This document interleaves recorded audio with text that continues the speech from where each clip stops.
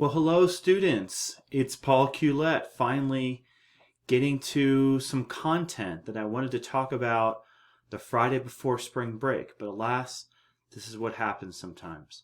So we go on and we go into Chapter 8, namely capacitors.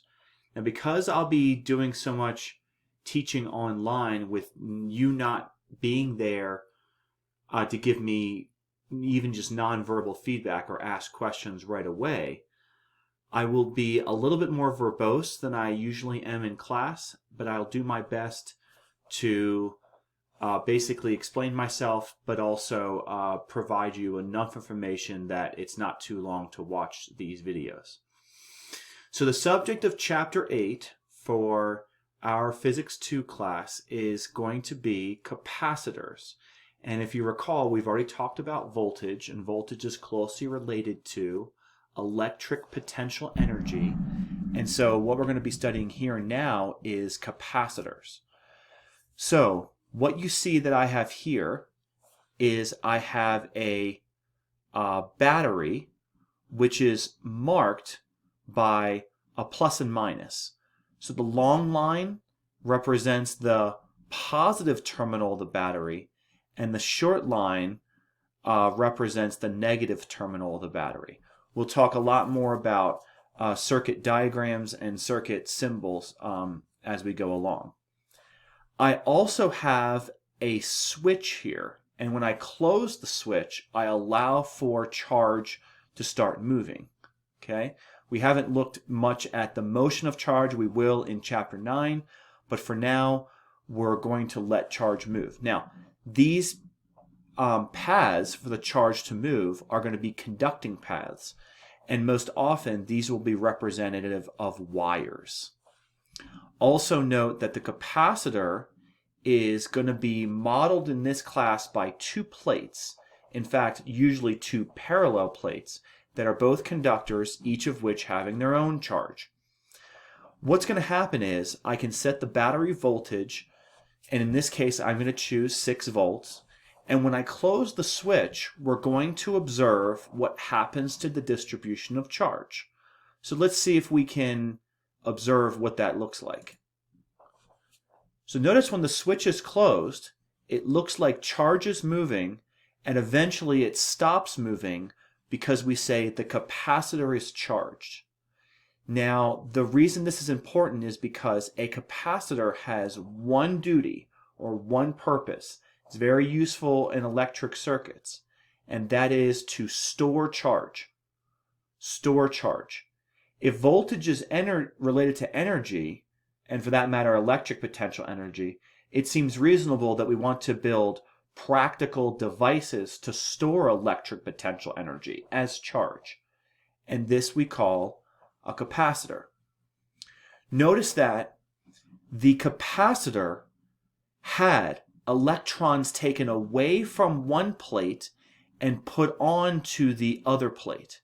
That is, the positive terminal of the battery was connected to the side of the capacitor that has a deficiency of electrons.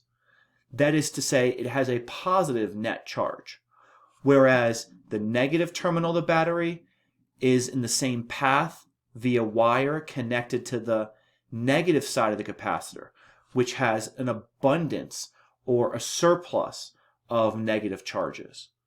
Note that when we look at the capacitor, we see that there's an electric field created from the positive to the negative plates, and we're building up charge, we're storing energy, and also the capacitor now has the voltage of the battery, because if electric potential energy is stored, electric potential energy per unit charge, which we know to be voltage, is also stored.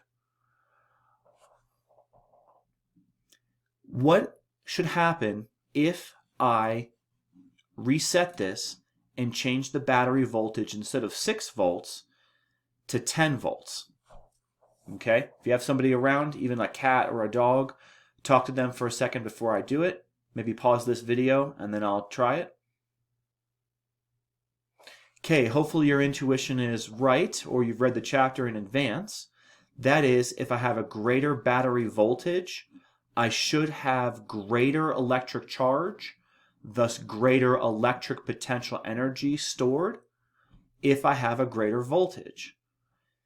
So if I close the switch, we see that electrons are moving away from the positive plate to the negative plate, and we're going to end up now storing more electric charge, thus more voltage, thus more energy on the capacitor than we originally had.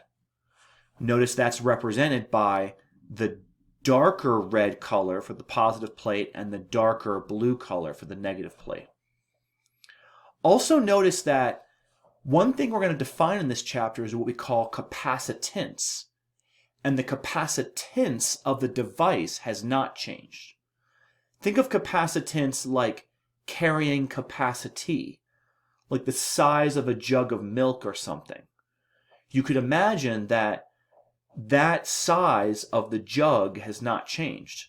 All we've changed is how hard we push milk into the jug, that's the voltage, and thus how much milk gets stored in the jug. What we're saying is that as the voltage goes up, the charge goes up. But the size of the jug is the same, so the size of the capacitor is the same. And I will talk more about capacitance here in just a moment.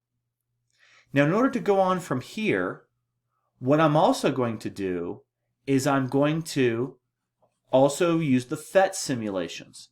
We've talked about these many times, and so I'll go to PhET, I'll go down here to physics, and then after clicking on physics, I'll then click on electricity, magnets, and circuits, and then I want to click on first Capacitor Lab Basics, so that looks like this, and then very soon after that, I'll also be looking at the Capacitor Lab. Now the Capacitor Lab we'll use later because that one has a couple properties that the Capacitor Lab Basics does not have. But in any case, let us proceed to the Capacitor Lab. So in the Capacitor Lab, what I have here is I have a battery that's depicted in a physical way. That is, it looks like a Duracell copper top. And then what we also have is we have capacitor plates, okay? And what we want to do is we want to allow these capacitor plates to be charged up. So in fact, let me see if I can go ahead and reset this, okay? So by resetting this, what I've done is I've discharged the capacitor. So notice that if I don't have a path for the charge to be put onto the capacitor, it won't be on there. The capacitor plates will remain uncharged. Notice that I can, in this case, build my own capacitor. I can, in some sense, set the separation between the plates. I can set the area or the size of the plates. I'm also going to show the charge on each plate. I'm going to show bar graphs of these things. I'm also going to depict the electric field in here. And I'm going to show the direction of the current. Now, we're not going to talk about current in a lot of detail until Chapter 9, but that's going to be the movement of charge. Don't worry about that too much for now. What I'm also going to pull out here is a meter that measures voltage. A voltmeter. I think I've mentioned this briefly before in class. And what I want to do is I want to take this voltmeter and see how much voltage is currently across this battery, because I can measure that. Okay? So let's see if I can measure that. So notice that as I touch the exposed wire with this voltmeter, I'm getting a measurement of the voltage. Here it's 0.750 volts. I'll try to make that exactly 1 volt. Great. That way the mathematics works out here. And what I also want to do is I want to measure the voltage across the capacitor plates. Notice that because the capacitor is not hooked up to the battery at all, it doesn't have any energy stored in it, namely 0 volts. Fine. What I'm now going to do is I'm now going to connect the capacitor plates to the battery, and we'll see what happens. Now, by the way, also notice the capacitance here is set. I'll talk about that soon. we'll see charge get stored on the plates. We'll see stored energy. You'll see an electric field arise. And for a short time, you'll see electric current. That charge is moving to distribute itself between the two plates. So let's go ahead and connect this. So notice for a short time, you see electrons going in this direction from the positive plate to the negative plate, but then it quickly shuts off or quickly stops. Now notice the capacitor has the same voltage as the battery. This is kind of what we expected, okay? Because the battery is the one that actually pushes charge. When the capacitor is fully charged, it should have the same voltage as the battery, okay? Also note that the capacitance hasn't changed. Think about that's the size of the jug, if you will, of the capacitor. Also note that we now can see how much charge is stored in the capacitor and the stored energy. Now, by the way, do you note that if the capacitance is 0.35 picofarads, so I'll get to that in class, farads being the unit of capacitance, that if it's a 1 volt potential difference, then a capacitance times the voltage should give us the charge stored. So that's 0.35 picofarads times 1 volt is 0.35 picocoulombs. And notice that there's also a certain amount of energy in picojoules. By the way, calculating stored energy is a little more difficult. I'm not going to talk about that here during the intuition portion of these lectures. Let's see if we can confirm if we increase the battery voltage by 50%, namely to 1.5 volts, we should see, what do you think, greater or less charge stored? Pause the video if you need to, talk to your cat, talk to your dog, and then come back. So hopefully you said that there should be more charge stored because we have a greater pump, that is a greater voltage, more energy stored. What should happen to the strength of the electric field? Well, I think it should also go up because there's more charge stored. If you have greater sigma, that is greater surface charge density, we know the electric field between two parallel plates should be like sigma over epsilon naught. Okay, so if sigma goes up, more charge per same area, greater electric field. And that's because we're also storing more energy. So let's see what happens when we do that. Okay, and notice that that is what we see. We see more electrons flow from the positive to the negative plate. We now have 1.5 volts between the capacitor plates. And then we also have greater charge stored, 0.53 picocoulombs. How are we getting that? Well, that should be 0.35 picofarads times 1.5 volts. And if you multiply them, you should get 0.53 picocoulombs. Notice the stored energy also went up. Now, I have a couple what I hope are interesting questions. First question, what should happen if I increase the separation between the plates? Okay, so not sure if you paused there, but hopefully you did. Hopefully you got the fact that the voltage should stay the same because we're connected to the same pump. You know, we're forcing charge, storing energy with the same voltage. But even though the voltage will stay the same, the capacitance is going to get less. Why? Because we're separating charges further away from each other. We can't get as large of an electric field because the charges aren't as close. So since we'll have less capacitance, even though we have the same voltage, we should have less stored charge, and thus less stored energy. Let's see if we can verify that. Okay, and that is indeed what happens. If you look here, we still have 1.5 volts for the voltage of the capacitor. But look at this. When I doubled, let's go back here. When I doubled the separation between the plates, the capacitance was about half. By the way, this is only to two significant, two decimal places, so there's some round off error here, but it's meant to be half if we have double the separation. The voltage is just the same, but there's less charge, and thus less stored energy. And let's think about why this is. If the plates are further apart, they're less likely to smash together. So think of two gravitational objects that are less likely to smash together. They have less potential energy when they're further apart. Thus, they should have a smaller stored charge and thus a smaller stored energy. And notice that the capacitance is also less. Because, why?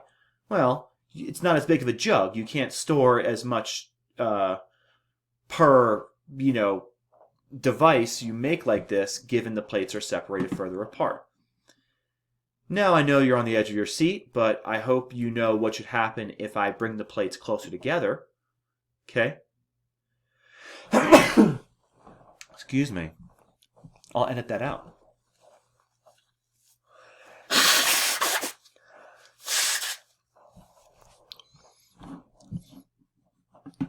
Okay, so... Alright, I'm back after that jump cut. I hope that you had to think about this, and indeed the stored charge and the stored energy should go up, but the voltage should stay. It should stay the same. Okay?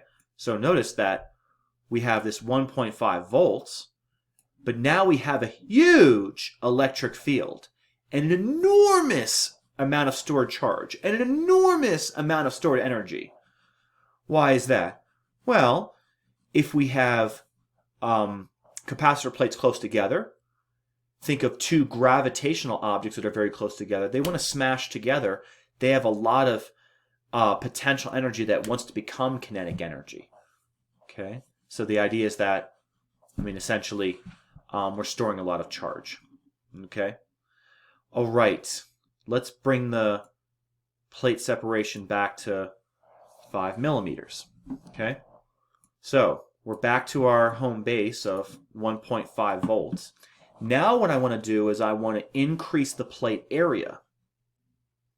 And again, check your neighbor and think what should happen if you increase the plate area.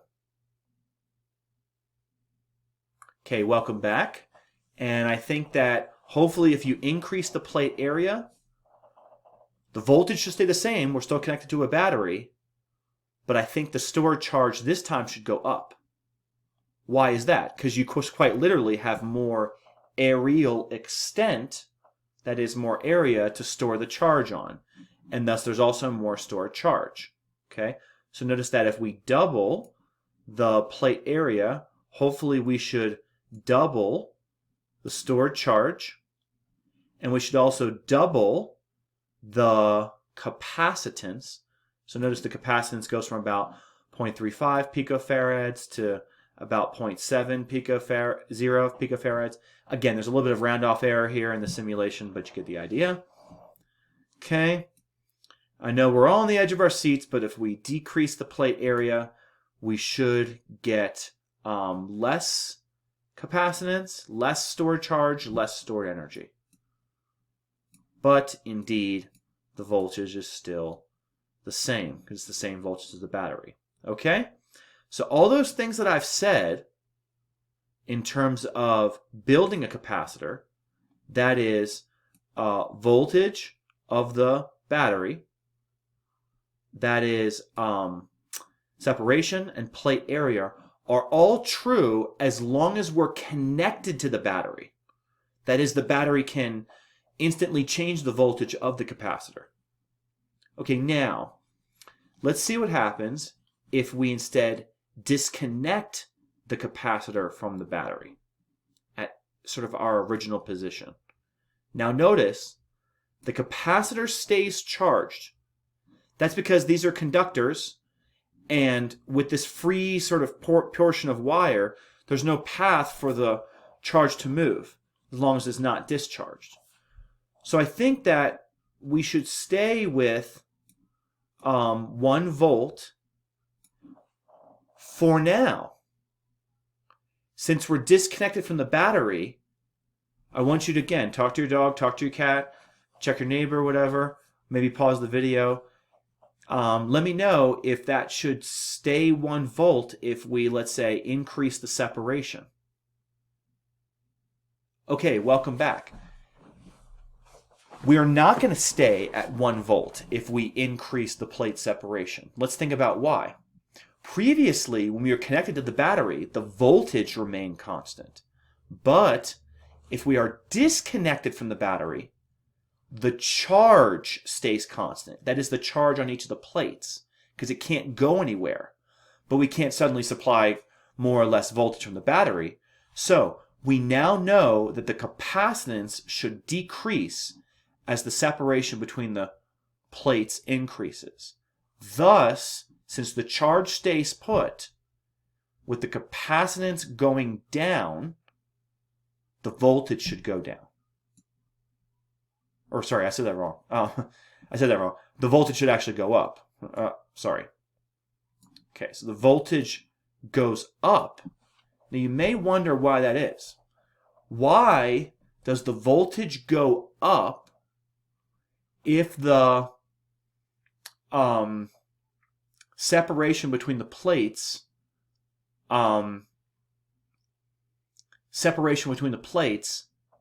increases?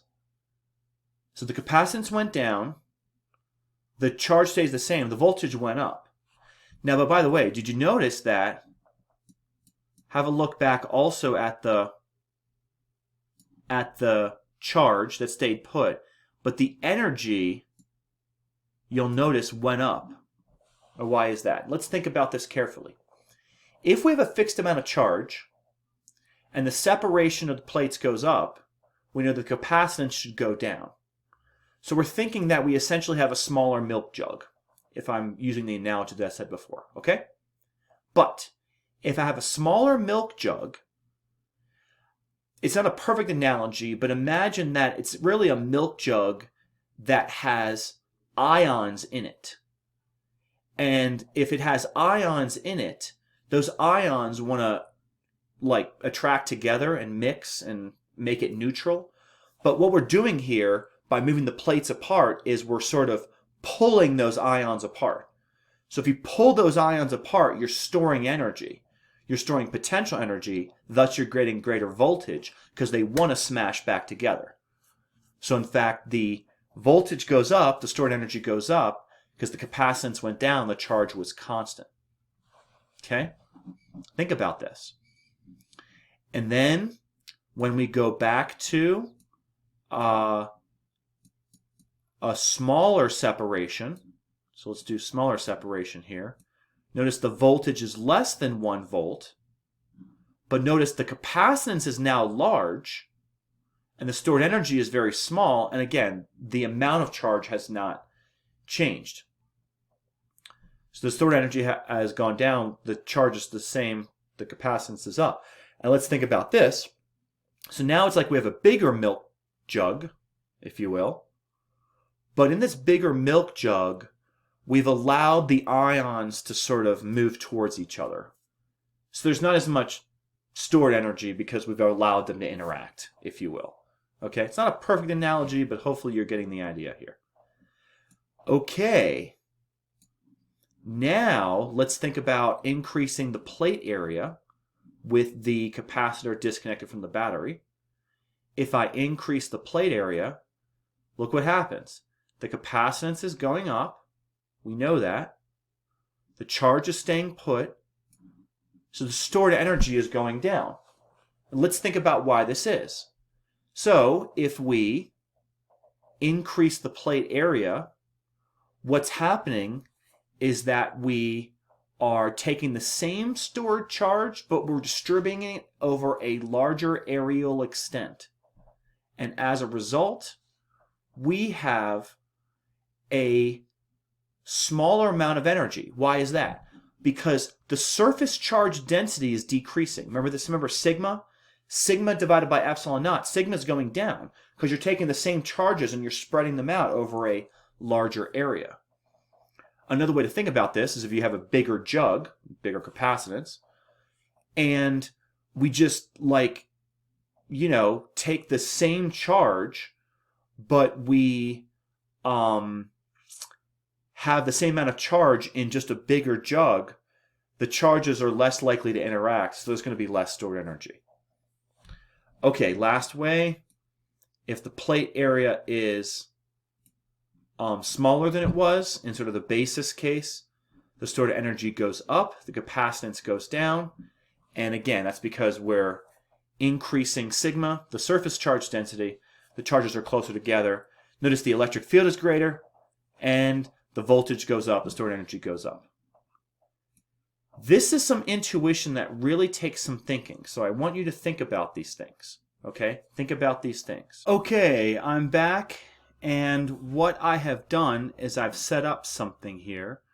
So if you go back to FET, I'm going to now look at this capacitor lab. Now, part of the reason I'm looking at the capacitor lab as opposed to what I was doing before is because the capacitor lab gives you more options. Okay, so the capacitor lab is what I have set up here. Make sure you have Java allowed as far as permissions installed on your computer. You can do this like me. But what I have here is pretty close to the same setup that I had before, as close as I can. A plate area of about 200 millimeters squared, a separation between the plates of 5.0 millimeters. The battery is connected to this capacitor.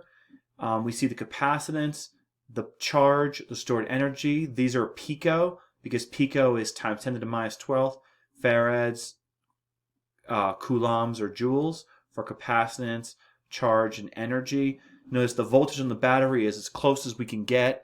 Realistically, it's very hard to get exactly 1 volt, but here we're about 1.007 volts. And then we also have here, in this case, that we didn't before, is we actually have an electric field meter. So what it shows is it shows the electric field between the plates in volts per meter. Remember, that's the alternative units of electric field we talked about in the voltage chapters. And it also shows the sum. The sum is going to be the total electric field when the electric field interacts with this thing. And this thing right here is going to be called a dielectric. Now, we haven't talked about dielectrics yet. In fact, we don't get to that until the end of chapter 8 in some sense, but I thought I should introduce this now. And the idea of a dielectric is the following: that we should be able to store more charge if we put something between the capacitor plates that is not a vacuum. Let me say this again. Previously, I've said that epsilon naught, the permittivity of free space, is kind of like how concentrated electric field lines are in a vacuum. Remember, I've said this before. This is the first time when we slide this dielectric in, what we're going to do is we're going to have a non-vacuum for electric fields or for storing charge. Now, it's only really sort of useful if we can get a greater greater stored charge. The interesting thing is that many times the dielectric, so I'm not going to change the dielectric here, but notice that Teflon, paper, and glass are all the common dielectrics that I could choose from. But here I've got the dielectric constant set manually by my stuff. It's pretty close to 2. And this dielectric is the first time we're going to work with non-vacuum, and it's going to allow us to store more charge.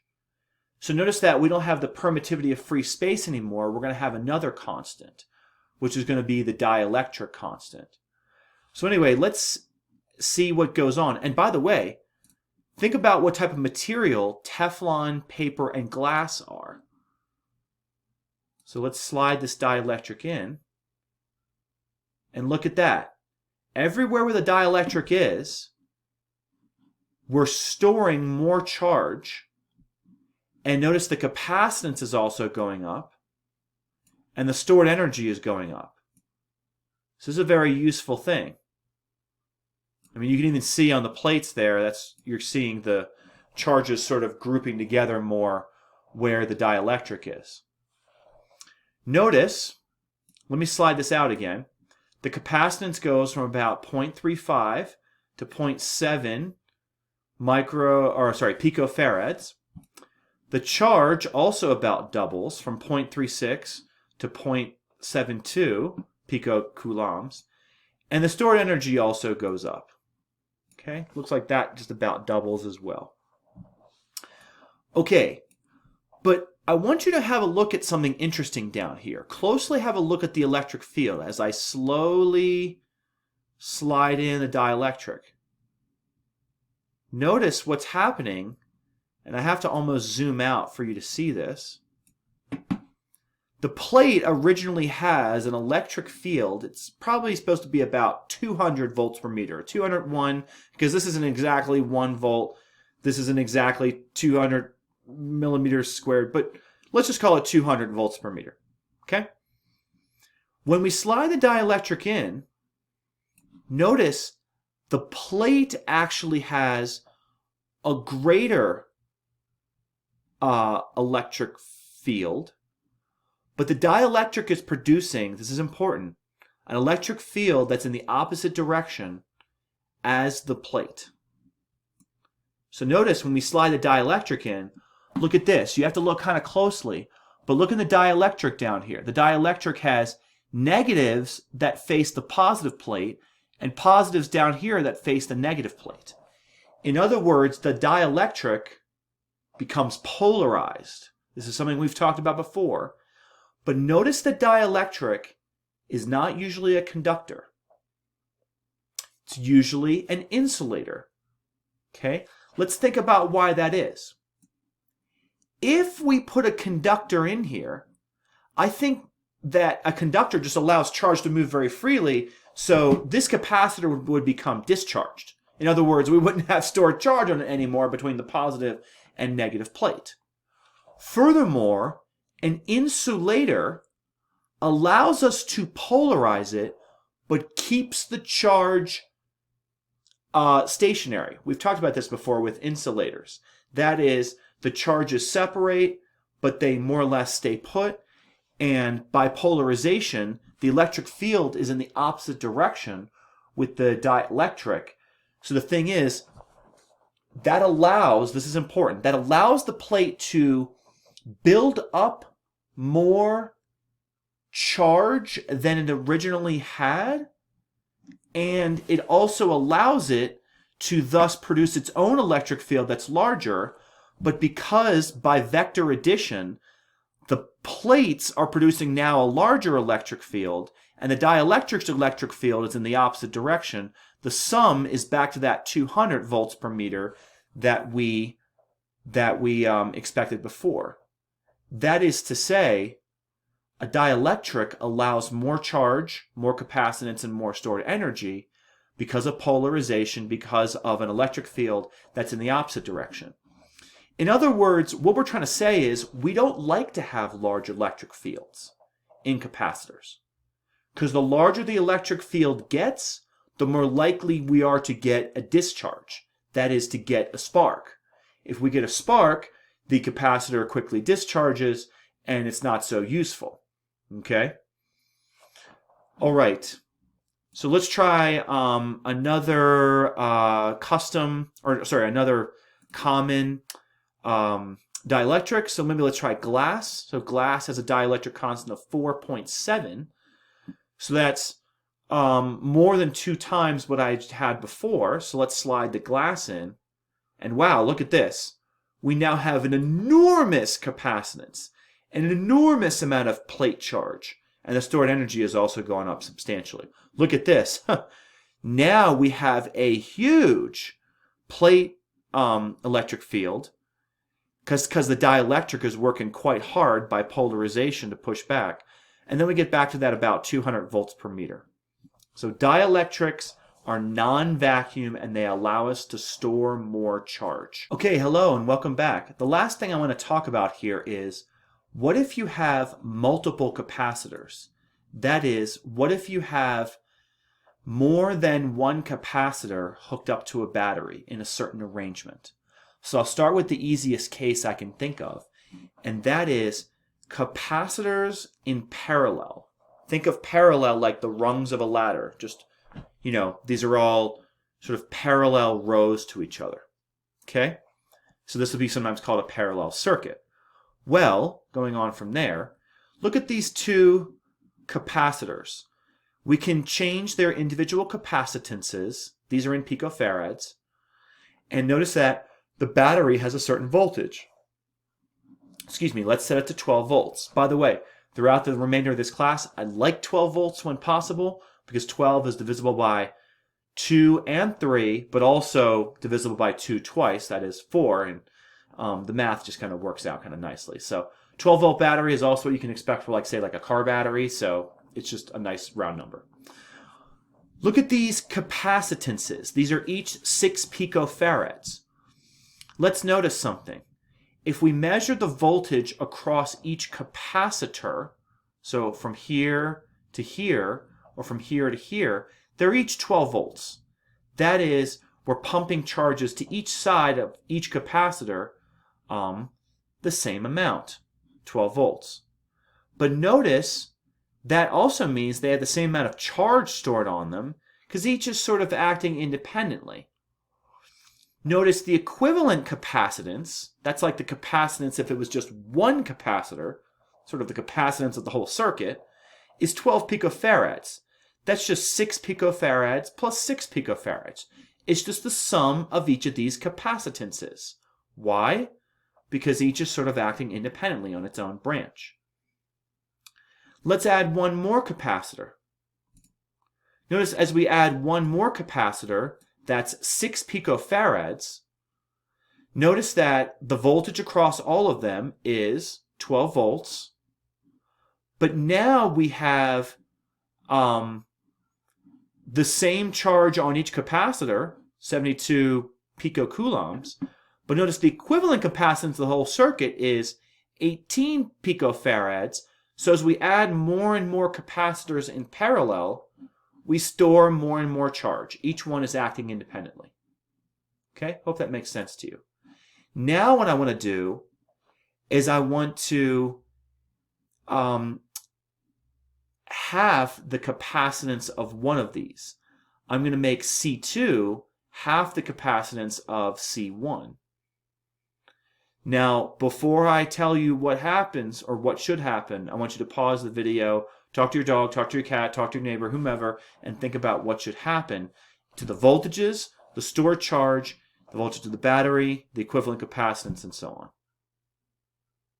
Okay, welcome back. So the idea is that if we decrease the capacitance of capacitor 2, I think the equivalent capacitance of the whole circuit should go down because we just add them up. So if I go, this is 6 picofarads, this is 3 picofarads, this should be 9 picofarads. So far, so good. The voltages should stay constant though, and that's because it should be the same potential energy per unit charge across each of these capacitors because they're each hooked up to opposite sides of a battery. So what that means is if the capacitance goes down but the voltage stays the same, then the stored charge should go down, and thus we should be storing less charge. And that is indeed what we see. Notice the equivalent capacitance is less, the voltages are the same. The stored charge on capacitor 2 is now half of the charge stored on capacitor 1, and that's because it has half the capacitance. Okay? And each is acting independently. This is a parallel arrangement. So hopefully this kind of makes sense. If I go the other way, if I was to increase the capacitance of capacitor 2 to 10 picofarads, notice, let's think about how we're getting this charge. Charge is just going to be capacitance times voltage. 10 picofarads times 12 volts, 120 picocoulombs. For this capacitor, 6 picofarads times 12 volts, 72 picocoulombs. The equivalent capacitance is the sum of these two capacitors. This is capacitors in parallel. Okay, hope that makes sense. I want to now move to capacitors in series. So series is one right after the other. So in series is sequentially, all in the same circuit. Setup's pretty similar. 12-volt battery, two 6 picofarad capacitors, but now they're arranged in series. First of all, note that in this case, each is 6 volts. Let's think about why this is. Because the positive terminal is connected to the one side of C2, but the negative terminal is connected to the opposite side of C1.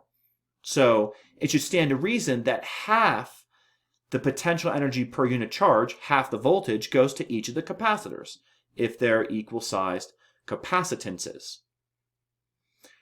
Note that the charge stored on each of these is still the capacitance times the voltage. 6 picofarads times 6 volts is 36 picocoulombs. But notice that 36 picocoulombs for each of these, this is storing less charge than the parallel situation was. Because I think that was 72, because it was like 12 volts times, 12 picofarads.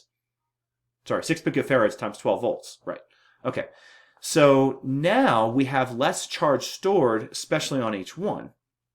Overall, this is just acting like a single 6 picofarad capacitor, but two 6 picofarad capacitors in series are actually storing less charge. Look at the equivalent capacitance. It's actually half of these two, because they're each 6. Let's add another capacitor, which is 6 picofarads. Notice now something interesting happens. The charge on each of these capacitors is the same. It's not the same as what it was before. Here it was 36 picofarads. Here it's 24 picofarads. But at least the charge on all the capacitors is the same. But the voltage now is even less. Why? Because if I have 12 volts, but I have 3 capacitors, each of which is the same capacitance, in this case 6 picofarads, does it make sense to you that each should take a third of the potential energy per unit charge, namely a third of the voltage? So instead of 6 and 6, we have 4, 4, and 4 volts, add up to 12 volts. Okay, now, with that in mind, we can get the charge on each capacitor by taking the capacitance times the voltage. So now it's 6 picofarads times 4 volts, 24 picocoulombs. Notice the overall charge of the circuit is actually going down. Why is that? Because 24 plus 24 plus 24, I think if I've got my mathematics right, should be 48 plus 24. That's 68 is 72. Notice that that's the same charge as we had before, like a single 6 picofarad capacitor. Notice that the equivalent capacitance of the so now we have the equivalent capacitance is 2 picofarads. Notice the capacitance of the whole circuit is even less than it was before. If you add multiple capacitors in series, the overall capacitance goes down. Now let's think about why that is. We can't store as much charge because they have to be arranged sequentially. So think about this. If this capacitor has charge plus Q, this capacitor has charge minus Q. But by induction of charge, this has to be plus Q minus Q, plus Q minus Q, and then connected to the battery. So whatever charge is on one plate has to be the same charge on the other plates. So that's the only way it can be possible. Okay, then you may ask, what if the capacitors are different capacitances? Well, I'm glad you asked. Let's crank this down to 3 picofarads. Now you should think about what's going to happen to the charge on each of these, the equivalent capacitance, and the voltage of the battery, the voltage of each one, and so on. So pause the video, talk to your neighbor, talk to your dog, talk to your self, or just make sure you have a think about it before I come back. Okay, welcome back, and hopefully you had to think about what should be going on. And what should actually be going on is that if you decrease the capacitance of the second capacitor, the equivalent capacitance of the circuit should go down because, well, we have less capacitance. But it turns out, I guarantee, look at this. See how 3 picofarads is half of 6? I guarantee this is now going to be less than 3. And it turns out that if I make this 3 picofarads, this is now 2 picofarads. Notice that 1 over 3 plus 1 over 6 is the same thing as 2 over 6 plus 3 over 6, which is, plus 1. 2 over 6 plus 1 over 6, which is 3/6, which is 1/2. And if you reciprocate that, that's 2. We'll talk about that in the notes. But anyway, it's 2 picofarads. Then notice the charge is the same. This is important. The charge is the same on each capacitor because that's that whole, polarization thing of charge that I was talking about before. Here's plus Q, minus Q, plus Q, minus Q. Then furthermore, we should also have 12 volts from the battery. We should have different voltages on each capacitor. This is the first time we've seen this. Notice that instead of 6 and 6, now we have 8 and 4. But does it make sense to you that the capacitor that has half the capacitance needs twice as much voltage to store the same charge? Make sure that makes sense in your brain.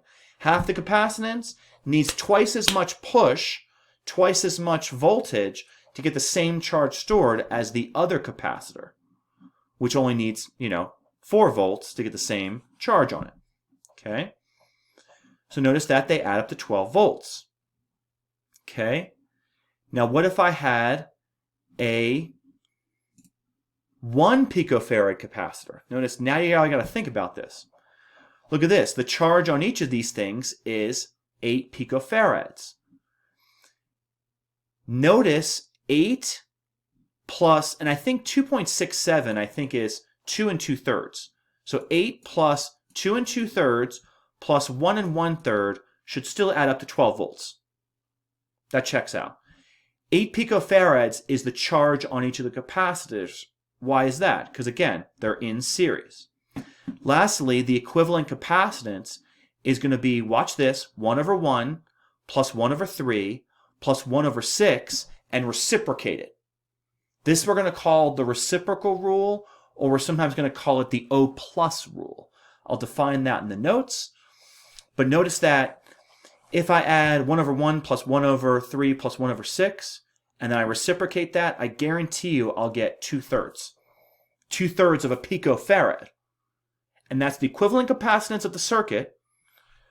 12 volts times 0.67 picofarads should be exactly 8 picocoulombs, because I think 12 times 2/3, I can do fraction cancellation, is 8 picocoulombs, and that's the charge on each of the capacitors. Now notice the math on this gets kind of wonky, especially if they're not nice numbers. But I want you to start thinking about these things. These are capacitors in series. Okay, so this concludes the end of this video all about Chapter 8 in terms of building the intuition. I'm going to have another video where I go through the notes. And I look forward to seeing you in the next video. Thanks for watching.